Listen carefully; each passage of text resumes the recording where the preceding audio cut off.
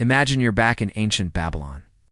The scent of burning incense drifts from a nearby temple where robed priests chant to Marduk, the city's patron god. Clay tablets sit stacked in small cubbyholes like earthen library books. Each one contains messages from the sky, or so it's believed. But what did these messages really mean to the people who read them? For the Babylonians, the weather wasn't just background noise. It was a form of divine communication. Rain, drought, storms, and winds weren't explained by physical laws, but by the moods and judgments of the gods. The gods had voices. But instead of sound, they spoke through lightning, through thunder, through the stillness before a storm. And those who could read these signs? They were not merely priests or scientists. They were translators of the divine. Each deity had control over certain forces.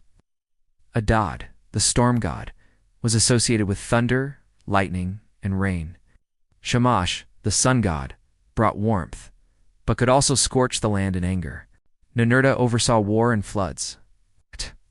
Each weather pattern, therefore, was an interaction between divine wills. Too much rain? God is displeased. Drought? Perhaps a priest failed to perform a ritual correctly. These interpretations weren't casual guesses, they were ritualized. If a certain type of wind arrived at the wrong time of year, it wasn't merely unusual. It was a warning. A north wind in the planting season might mean a failed harvest, but how could they know for sure? That's where the massive omen compendiums came in. Intima, Anu, Enlil, for example, wasn't just about recording events. It offered cause and effect logic. Sample omen might read, "If there is thunder on the 12th of Nisanu, the crops of the land will prosper. If lightning strikes on the left side of the palace gate, the king will face rebellion." These were more than superstition. They were structured tools for understanding life's unpredictability, like today's statistical models. They relied on recurring patterns, but instead of computers and sensors, they had scribes and clay tablets. Yet this system had a deep psychological function too. It gave people a sense of control in a world that could be deeply unstable. A sudden hailstorm could wipe out months of farming. A dry season might starve a city.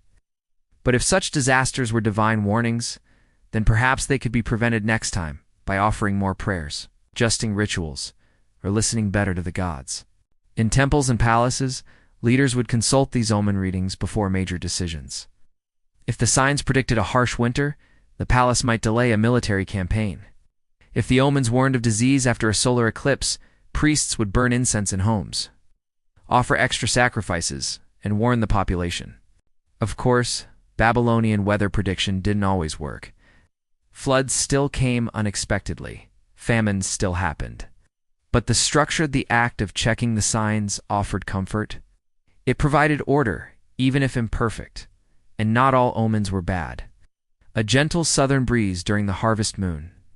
That could mean prosperity. A double rainbow, a sign of divine favor. Babylonian texts sometimes spoke of kings rewarded with good fortune after favorable omens. In these cases, the weather was less a punishment and more a pat on the back from the heavens.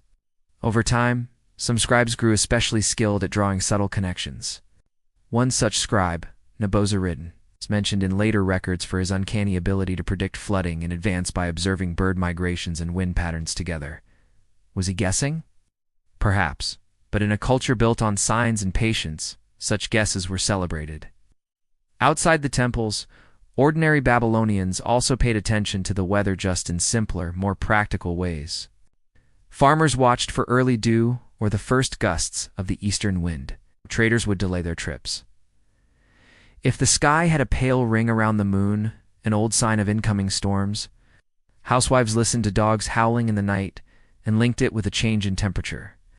And so, from the highest priest to the market vendor, everyone participated in this celestial language. Weather was not just sky stuff, was woven into religion, politics, farming, trade, and even personal life. One curious Babylonian tradition involved reading water itself, known as lekanomancy. Priests would fill bowls with water and observe the ripples made by drops of oil or the motion of wind across the surface. If the ripples were strong and spread quickly, it might suggest unrest in the kingdom. If they were calm and concentric, it meant peace. Whether this had any practical predictive value didn't really matter. The act of watching and interpreting created a rhythm to life, a sense that the world was talking and people could listen. Babylonians even had symbolic dreams related to weather. One text tells of a man who dreamt he was standing under a rain of red dust. The priest interpreted this as a coming drought, not because it made logical sense, but because red dust was associated with the underworld. In that framework, weather and dreams were not separate, they were threads of the same divine tapestry. We might chuckle today at some of these interpretations, thunder as divine anger, rain as a message from a sun god. But underneath the poetry is something familiar, the human need to make meaning out of mystery. We still check the forecast, hoping for good luck. We still believe rainy wedding days are lucky, or that cold snaps make us sick. We still seek signs in the natural world, Evan, if our gods now have names like El Niño or Jetstream. For the Babylonians, weather wasn't random. It was personal. It meant something. And so, when clouds gather on the western horizon of ancient Babylon, and the wind begins to shift, a scribe records the moment on a clay tablet. Perhaps he does so carefully, perhaps with wary fingers, pausing now and then to sip water from a shallow bowl. He does not know if this particular wind will bring a storm, but he writes it anyway, because maybe, just maybe, it will mean something next year, or the year after, or 100 years later. Just outside the scribe's chamber, children play in the dust, vendors shout across stalls, and temple bells ring faintly in the heat. Life goes on. But above it all, the sky watches quietly, as it always has, waiting to be read.